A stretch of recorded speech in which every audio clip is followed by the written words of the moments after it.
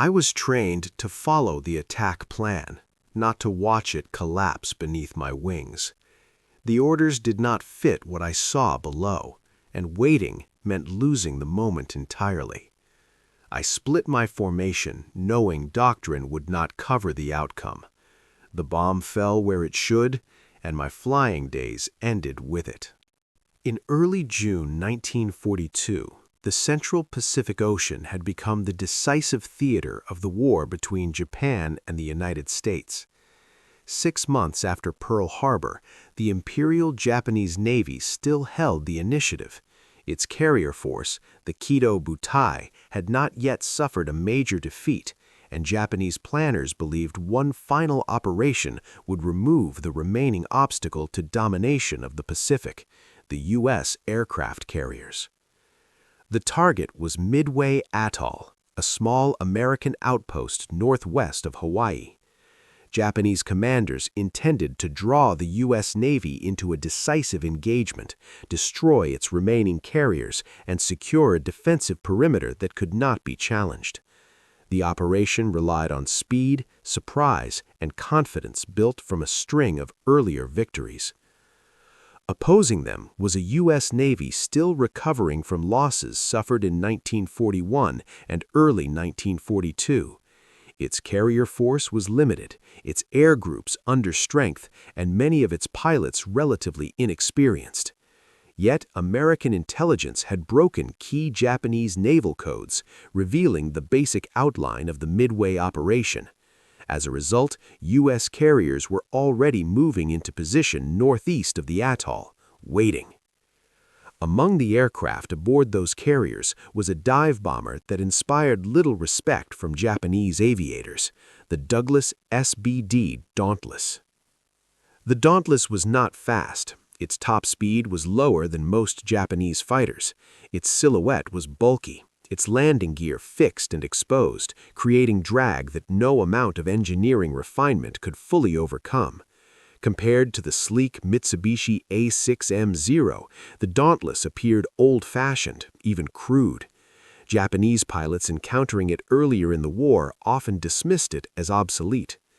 Yet the Dauntless had been designed for a specific role. It was built to dive steeply from altitude, release a heavy bomb with precision, and pull out under extreme stress. Its airframe was strong, its controls stable in a vertical dive, and its perforated dive brakes allowed pilots to maintain accuracy without exceeding structural limits. The aircraft could absorb punishment that would cripple lighter designs. By June 1942, the Dauntless was the primary dive bomber of the U.S. Navy. It carried a crew of 2, a pilot and a rear gunner who also served as radio operator and observer. Their work was demanding, repetitive, and rarely dramatic in daily routine. Training flights, maintenance checks, gunnery practice, navigation drills, most days at sea were consumed by preparation rather than combat. One of the pilots assigned to this aircraft was Lieutenant Commander Richard Halsey Best, known as Dick Best. He was the executive officer of Bombing Squadron 6 aboard the aircraft carrier USS Enterprise. Best was not yet widely known. He was neither the youngest nor the most senior pilot in his unit. His reputation rested on competence rather than bravado. Best's responsibilities extended beyond flying.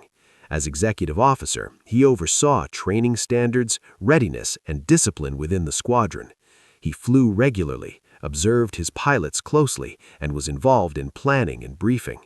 His days followed a predictable rhythm dictated by carrier operations: early morning flight schedules, squadron meetings, maintenance reports, and constant review of procedures. On the flight deck of Enterprise, the Dauntlesses sat lined in rows, their wings folded, their crews moving through familiar routines. Armorers loaded bombs, mechanics checked engines and control surfaces. Pilots reviewed maps and headings, knowing that when the time came, there would be little margin for error. The operational problem facing U.S. naval aviation at Midway was not a lack of courage or effort, but coordination and survivability. Carrier air groups were composed of fighters, torpedo bombers, and dive bombers, each with different speeds, altitudes, and attack profiles. Synchronizing these elements in combat had proven difficult. Earlier battles in the Pacific had exposed weaknesses. Torpedo attacks often failed, fighters struggled to provide effective cover, and dive bombers sometimes arrived late or without adequate support. Japanese doctrine, by contrast, emphasized coordinated strikes and aggressive fighter defense. Their Zero pilots were highly trained, experienced, and confident. Against slower American aircraft, they had achieved repeated successes. Dive bombers like the Dauntless, descending from altitude and unable to maneuver freely during their attack runs, were particularly vulnerable if intercepted at the wrong moment. This vulnerability shaped how Japanese pilots viewed the Dauntless. They saw it as a predictable target, slow, committed to its dive, and reliant on escort that was often absent or delayed. Early encounters reinforced this perception. Dauntless crews suffered losses, sometimes heavy, during attacks against well-defended targets. These assessments were not entirely wrong. The Dauntless had clear limitations. Its speed made it dependent on altitude and timing. Its defensive armament was minimal, especially against modern fighters. Its success depended on reaching the release point intact, something that could not be guaranteed. Yet the aircraft's value lay not in survivability alone, but in accuracy. When a Dauntless reached its target, it could deliver a bomb within a remarkably small margin of error. Against ships, this accuracy mattered. A single hit in the right place could cripple or destroy a carrier. In the days leading up to June 4, 1942, the American carriers maintained radio silence and maneuvered cautiously. Intelligence reports suggested the Japanese force was approaching. Pilots were briefed repeatedly on expected enemy composition, likely routes, and attack plans. These briefings were factual and restrained. There was no illusion about the odds. Best and his fellow pilots understood that they would likely face intense fighter opposition. They also knew that success of the operation depended on timing. Dive bombers arriving too early or too late could find themselves isolated. Coordination with torpedo squadrons, whose aircraft were even slower and more vulnerable, was a constant concern. Despite these challenges, doctrine still dictated a combined attack. Torpedo bombers would strike at low altitude, drawing enemy fighters downward and forcing ships to maneuver. Dive bombers would then attack from above. On paper, the sequence was sound. In practice, weather, navigation errors, and enemy action often disrupted it. On the evening of June 3, 1942, the Japanese force launched preliminary strikes on Midway itself. American reconnaissance aircraft confirmed the presence of enemy carriers. The situation was no longer theoretical. The next day would bring a carrier battle on a scale not yet seen in the Pacific. That night aboard Enterprise, the mood was subdued. Crews rested when they could. Pilots reviewed notes and maps. Best, like many others, focused on routine. He checked squadron readiness, reviewed aircraft assignments, and ensured his pilots understood their roles. There was no indication that any one individual would play a decisive part. At that point, the outcome depended on many factors beyond any single crew. At dawn on June 4th, American carriers launched their strike groups. Aircraft lifted off in waves, climbing into the sky and forming loose formations. Navigation over open ocean relied on dead reckoning and limited radio communication. Mistakes were common, and the margin for correction was small. As the Dauntlesses climbed up, their pilots scanned the horizon. Fuel consumption, altitude, and formation spacing all required attention. Best flew his aircraft as he had many times before, maintaining position and monitoring the squadron. There was no sign yet of the enemy. Below them and ahead of them, torpedo squadrons were also en route. These aircraft, slower and flying at lower altitude, faced the heaviest risk. Their pilots knew this. Losses in torpedo units had already been severe earlier in the war, yet doctrine required their participation. As the American strike groups pressed on, the limitations of coordination began to appear. Some units drifted off course, others lost contact with escorts. Communications were fragmented. The ocean below offered no landmarks, only empty expanse. By the time Japanese carriers came into view, the American attack would not unfold as planned. But at this early stage, none of the pilots could know how events would align. The Dauntless crews continued forward, carrying bombs designed to penetrate armored decks, trusting their training and their aircraft. The Japanese carriers, meanwhile, were conducting their own operations. Aircraft were being armed and rearmed on crowded flight decks. Fighter patrols were active, but their focus was divided between protecting the fleet and supporting ongoing strikes. Assumptions shaped these decisions, assumptions based on experience, confidence, and assessments of American capabilities. Among those assumptions was the belief that American dive bombers, if they appeared at all, could be dealt with effectively. The Dauntless did not inspire urgency. Its presence alone did not signal catastrophe. As the distance closed and fuel was consumed, the situation narrowed. For the Dauntless crews, success would depend on reaching the correct position at the correct moment through a sky that was becoming increasingly hostile. This was not yet the moment of impact or decision. It was the final stage of approach, shaped by routine actions, imperfect coordination, and underestimated aircraft. Conditions that would soon converge in ways few anticipated. By mid-morning on June 4, 1942, the American carrier strike was already fragmenting under the pressures of navigation, timing, and enemy response. The intended sequence, torpedo attacks drawing down fighter defenses, followed by coordinated dive bomber strikes, was dissolving before contact was even made. Torpedo Squadron 8 from USS Hornet reached the Japanese carrier force first. Flying obsolete TBD Devastators at low altitude, without fighter escort, they encountered intense opposition.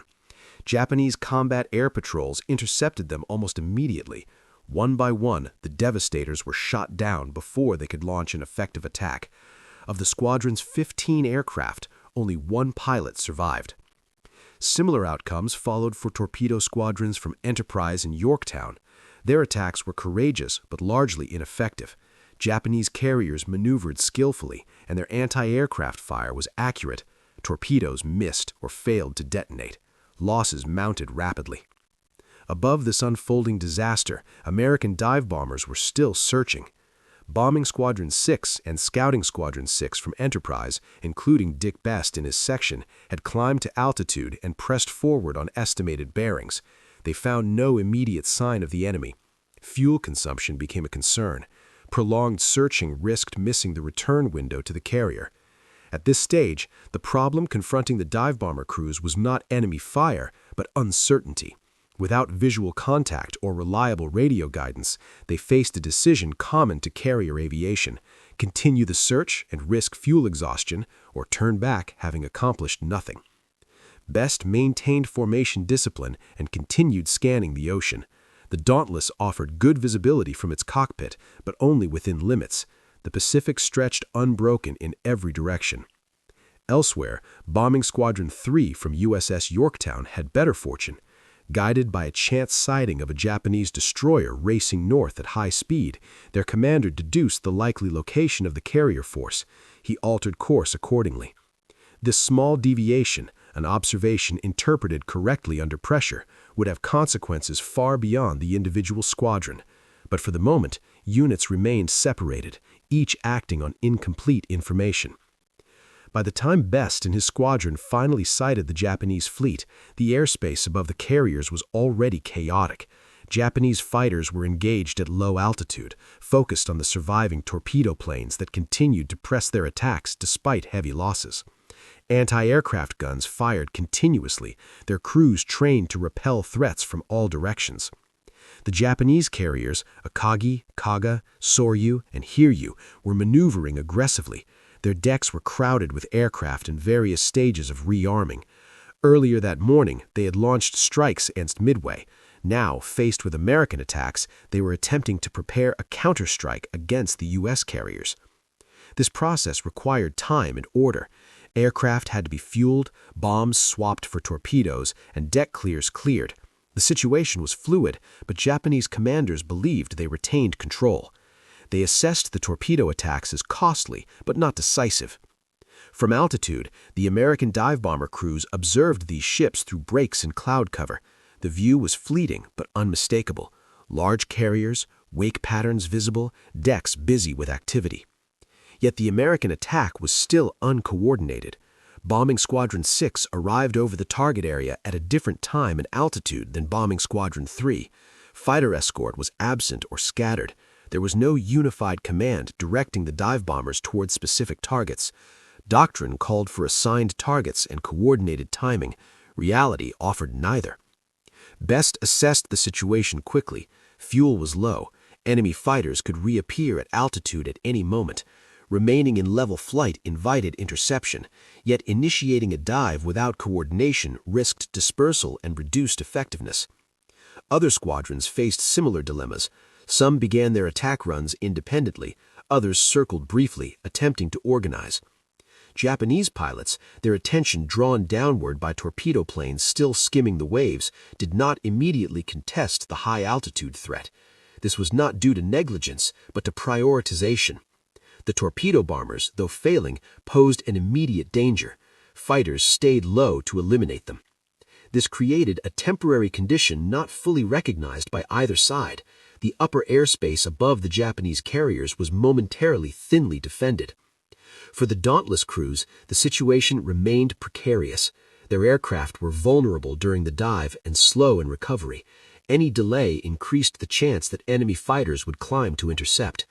At the same time, anti-aircraft fire intensified as dive bombers began to appear overhead. Japanese gunners adjusted their aim, firing in patterns designed to disrupt formation and force early bomb release. Several Dauntlesses were hit or forced off course. Some pilots released their bombs prematurely or missed their targets entirely. Others were damaged during pullout and struggled to regain altitude. These early attacks produced mixed results. Near misses caused spray and superficial damage, but failed to disable carriers. From the Japanese perspective, the situation still appeared manageable. Losses had been inflicted on attacking aircraft, and no carrier had yet been decisively struck. Yet beneath this apparent control lay mounting strain. Flight decks remained crowded. Ordnance was exposed. Fuel lines ran across decks. Aircraft were parked wingtip to wingtip, a necessity dictated by carrier operations, but a vulnerability under attack. The Japanese command structure relied on procedure and sequence. Deviations were possible, but not encouraged. Orders moved through established channels, and rapid improvisation was limited by doctrine. American losses continued.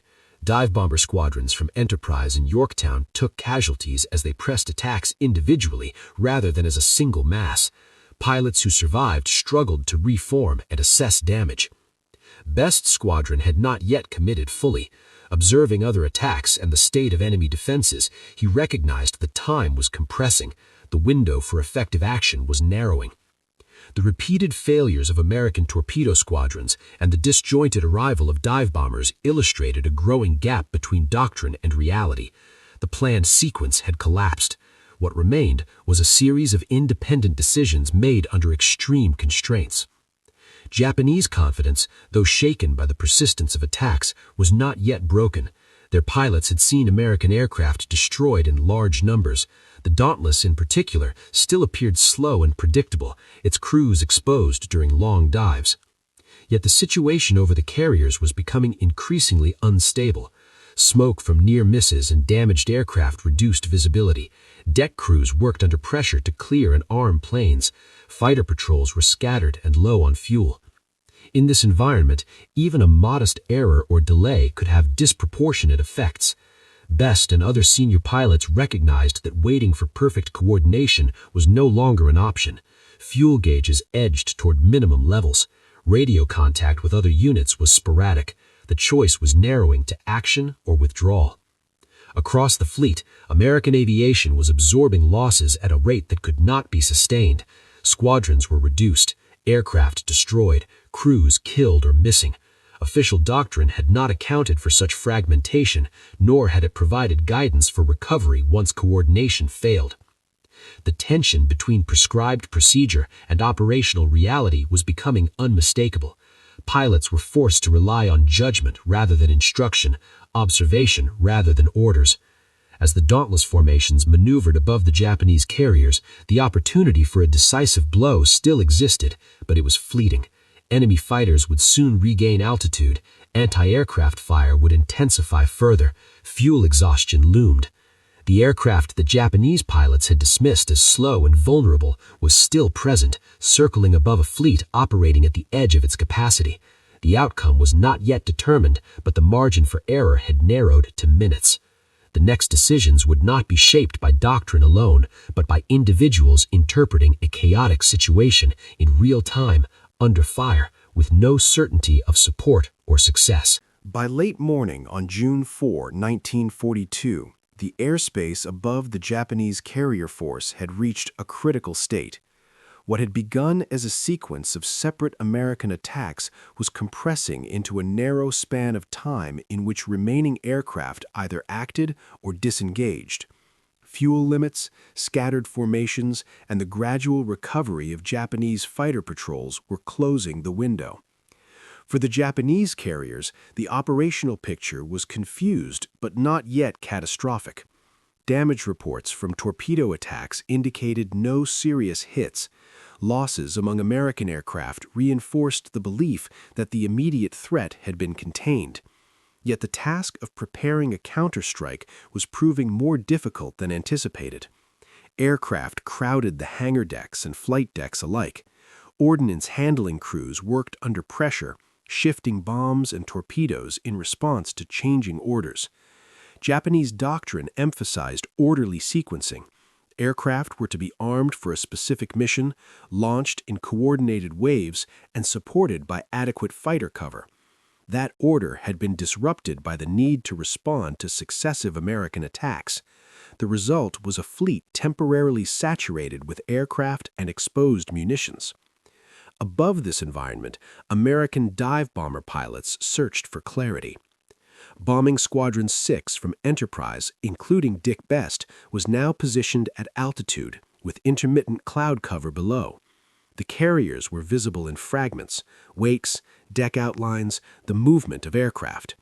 Anti-aircraft fire rose sporadically, but fighter opposition at altitude remained limited. Best had flown long enough to recognize the significance of timing. The absence of enemy fighters at altitude was unlikely to last. Fuel gauges continued to fall. The opportunity, if it existed, was brief. At this moment, the planned structure of the attack no longer applied. There was no centralized direction assigning targets or synchronizing dives. Each squadron leader, and in some cases individual pilots, was responsible for making immediate decisions. Bombing Squadron 3 from Yorktown began its dive first. Their attack was decisive.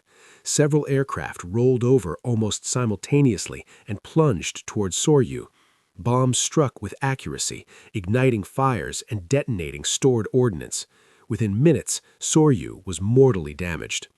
From altitude, Best and others observed the result. Smoke rose rapidly from one carrier. The sight confirmed what had only been theoretical. A well-placed dive-bombing attack could disable a Japanese fleet quickly.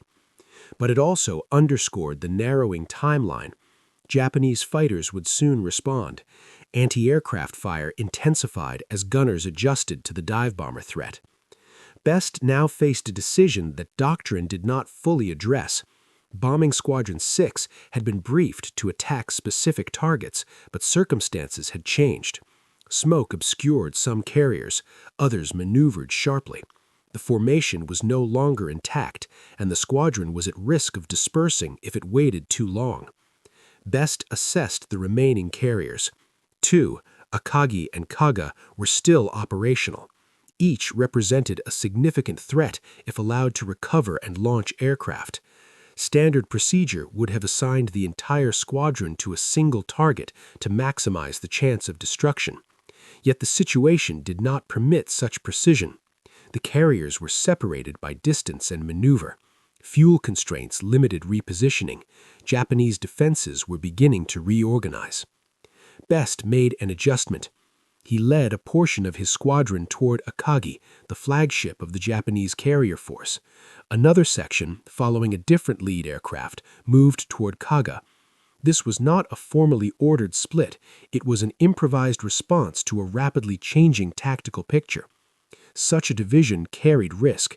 Concentration of force was a foundational principle of carrier air doctrine. Splitting a squadron reduced the number of bombs delivered against each target and increased the chance of failure. But waiting to reform or reassign risked losing the opportunity entirely. Best rolled his Dauntless into a steep dive. The aircraft's perforated dive brakes deployed, stabilizing the descent. The carrier below grew rapidly in the windscreen. Anti-aircraft bursts appeared as dark flashes, rising toward him. The aircraft vibrated under stress, but the controls remained steady. From this point, the process was mechanical, governed by training and habit. Best aligned the sight, corrected for wind and ship movement, and held the dive longer than was comfortable. Releasing too early risked to miss. Releasing too late risked structural failure or inability to recover. Below, Akagi's deck was crowded. Aircraft were parked forward, some fueled, others armed. Deck crews were exposed, working under emergency conditions. The ship was in the process of turning into the wind, preparing to launch aircraft once decks were cleared. Best released his bomb at low altitude and began the pullout. The G-forces pressed him into his seat. The aircraft shuddered but held together. As he climbed away, he observed the result. The bomb struck near the center of Akagi's flight deck.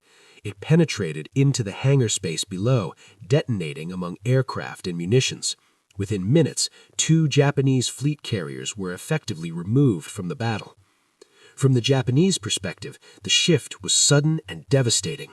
What had appeared to be a contained threat transformed into a crisis.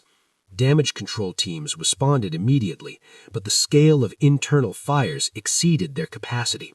Ordnance detonated, aviation fuel ignited, command and control aboard the affected carriers degraded rapidly. The Japanese Combat Air Patrol, having focused on low-altitude threats, was slow to respond at altitude. By the time fighters climbed, the dive bombers were already recovering and departing the target area. For the Dauntless crews, survival was not guaranteed even after bomb release. Japanese fighters intercepted some aircraft during withdrawal. Anti-aircraft fire continued. Several planes were damaged or lost during recovery and return flights. Best's aircraft sustained damage during the dive and pullout. He remained in control, but the physical strain was evident. Despite this, he continued to fly until symptoms of oxygen deprivation and lung injury became apparent later. At this stage of the battle, the American attack had achieved results beyond initial expectations. In a matter of minutes, 3 Japanese carriers, Akagi, Kaga, and Soryu, were fatally damaged by dive bombers. The losses among American aircraft had been heavy, but the strategic balance had shifted. Yet the battle was not over. One Japanese carrier, Hiryu, remained operational. Its air group was intact enough to launch counterattacks. Japanese commanders, though shocked, acted decisively. Hiryu's aircraft struck back, damaging USS Yorktown and temporarily disabling her. The immediate success of the dive bombers did not eliminate danger for the American carriers or their air crews. The engagement remained active, with further attacks and counterattacks to come. For Best and many other pilots, the consequences of their decisions were only beginning to register. The split-second judgment to attack when he did and to divide his squadron under pressure had produced results that doctrine alone could not have guaranteed. At the same time, the cost was personal. Casualties among squadrons were severe. Many crews who launched that morning would not return. Aircraft losses reduced combat effectiveness for future operations. The Dauntless, dismissed by Japanese pilots as slow and vulnerable, had demonstrated its intended purpose under conditions that demanded precision rather than speed. As surviving American aircraft withdrew and attempted to return to their carriers, the full scope of what had occurred was not yet understood. Smoke still rose from burning ships. Radio reports were incomplete. Damage assessments would take time. The battle had entered a new phase, one shaped by the consequences of decisions made minutes earlier, by individuals acting without complete information under conditions that left little room for hesitation. By early afternoon on June 4, 1942, the balance of the Midway battle had shifted decisively, but not conclusively. The destruction of Akagi, Kaga, and Soryu had shattered the core of Japan's carrier striking power, yet the engagement was still active. The remaining carrier, Hiryu, continued to operate, and the Japanese command was attempting to impose order on a rapidly deteriorating situation. From the Japanese perspective, the losses were unprecedented. Carrier doctrine had assumed layered defenses, disciplined sequencing, and the ability to absorb limited damage while maintaining offensive capability. What had occurred violated those assumptions. Fires raged beyond containment. Command spaces were disrupted. Flag officers were forced to abandon ships that only hours earlier had represented the center of Japanese naval power. Despite this, Hiryu launched counterattacks with determination. Its aircraft struck USS Yorktown in 2 separate waves. The first attack damaged the carrier severely, causing fires and power loss. Damage control teams aboard Yorktown responded with speed and discipline, restoring limited operations in a short time. The second attack, however, delivered torpedo hits that ultimately forced the ship to be abandoned. These Japanese counterstrikes demonstrated that the threat was not eliminated. American carriers remained vulnerable. Air crews returning from earlier attacks faced a complex recovery environment, with flight decks damaged, fuel supplies strained, and aircraft losses mounting. For Dick Best, the physical consequences of the morning's actions were becoming apparent. During the descent on Akagi, he had held his descent longer than usual to ensure accuracy. This decision increased exposure to high oxygen flow at altitude and extreme G-forces during pullout. After landing, he experienced severe coughing and chest pain. Medical evaluation later confirmed lung damage consistent with oxygen toxicity. As a result, Best was grounded for the remainder of the battle. He would not fly again during the war. His role shifted immediately from participant to observer, confined to the carrier while the battle continued around him. This abrupt removal highlighted a recurring reality of carrier warfare. Decisions made in seconds could end a combat career as definitively as enemy fire. Best's actions had achieved their immediate objective, but they also carried a personal cost that was neither anticipated nor avoidable under the circumstances. Within the U.S. Navy, reports from the morning strike began to circulate. Initial assessments were cautious. Confirmation of Japanese carrier losses required verification. Smoke sightings alone were insufficient. The fog of war remained dense, and commanders avoided premature conclusions. At the operational level, questions began to surface, quietly and without formal challenge. The success of the dive bombers had occurred not through perfect execution of doctrine, but through adaptation after that doctrine failed. Torpedo squadrons had nearly been annihilated. Fighter escort had been inconsistent. Coordination had broken down. Yet the decisive results came from individual judgment exercised within and occasionally beyond prescribed procedures. This created an institutional tension. Doctrine existed to reduce uncertainty and standardize response, but at Midway, the decisive moment emerged from deviation rather than compliance. Squadron leaders acted without direct orders, adjusted targets on the fly, and committed aircraft based on observation rather than instruction. Such outcomes were difficult to reconcile in after-action analysis. Official reports would emphasize planning, intelligence, and coordination. Less visible were the moments when pilots made unsanctioned adjustments under pressure because no guidance existed for the situation they faced. Japanese assessments faced a different challenge.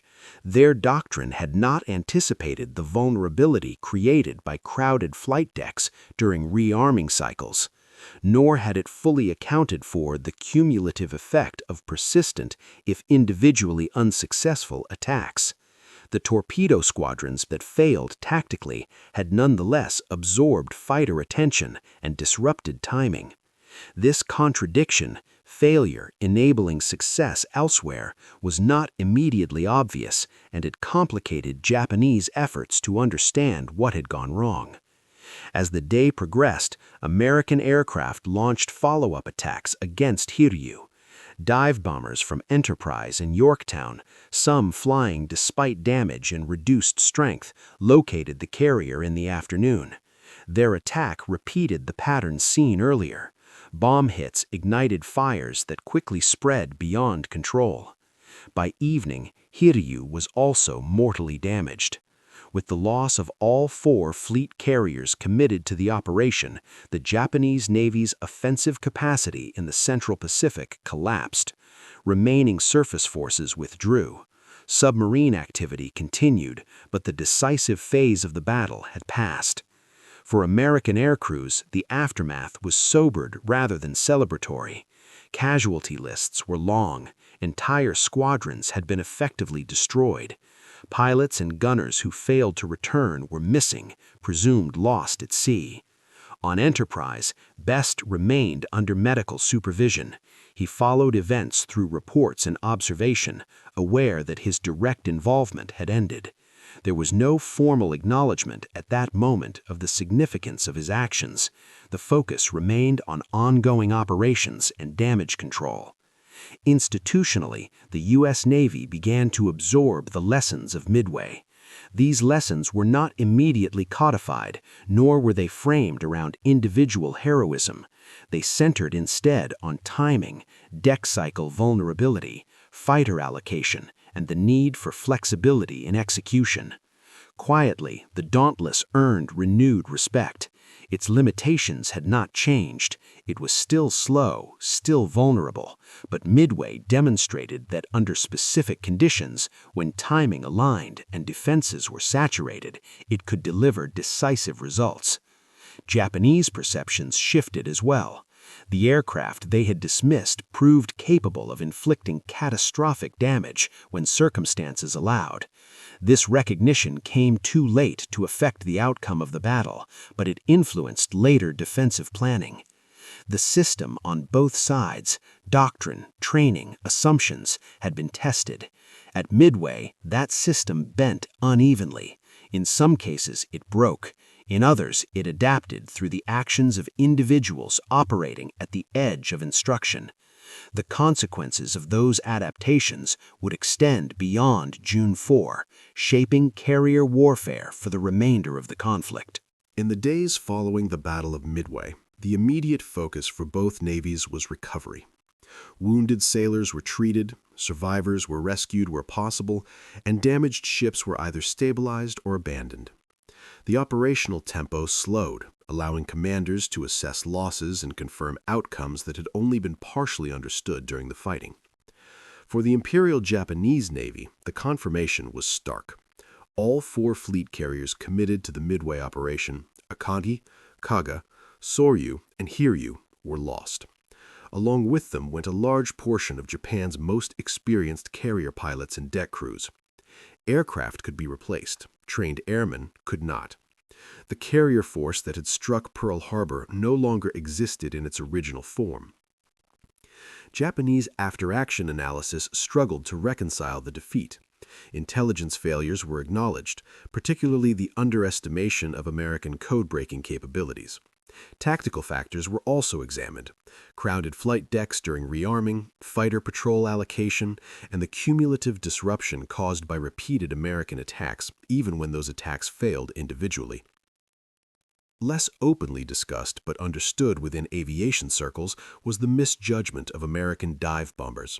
The Douglas SBD Dauntless had not been fast or agile by Japanese standards, but it had proven capable of exploiting brief windows of vulnerability with devastating effect.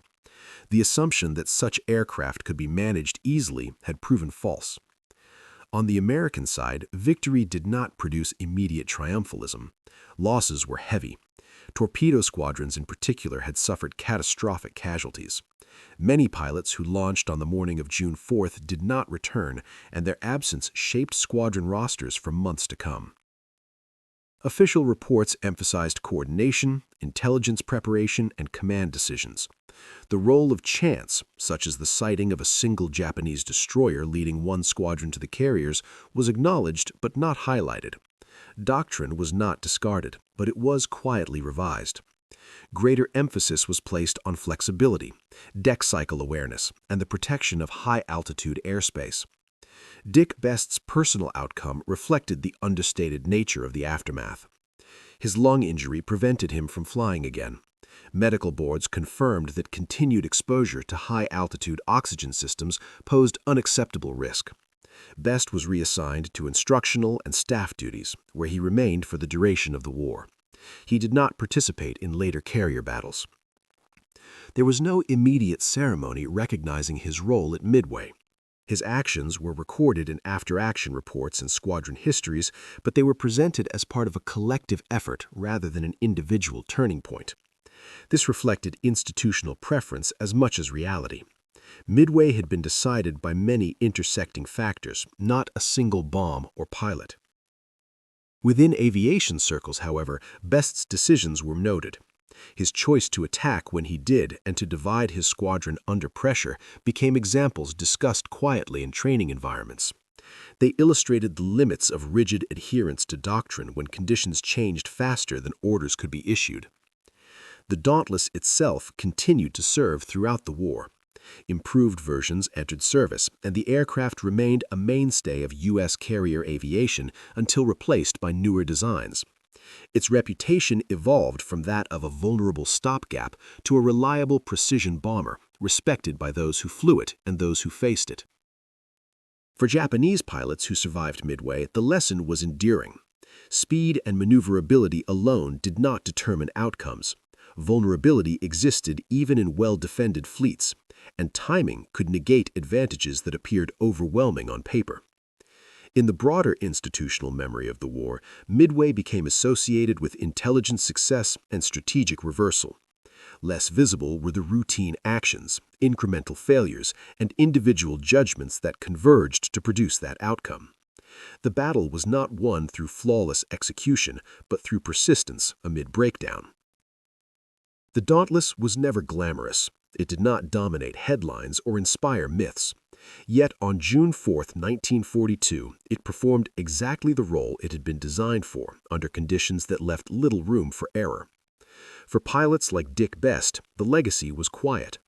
His career ended in the cockpit on the same day it reached its operational peak. His contribution was absorbed into the larger narrative, inseparable from the losses and sacrifices that accompanied it. Midway did not end the war, nor did it resolve all questions of doctrine and execution, but it demonstrated that assumptions about aircraft, about opponents, about control could be overturned in minutes when circumstances aligned. The Japanese pilots who once laughed at the Dauntless did not do so afterward. The aircraft had revealed a vulnerability that doctrine had obscured, and in doing so left a mark that extended far beyond a single day's battle.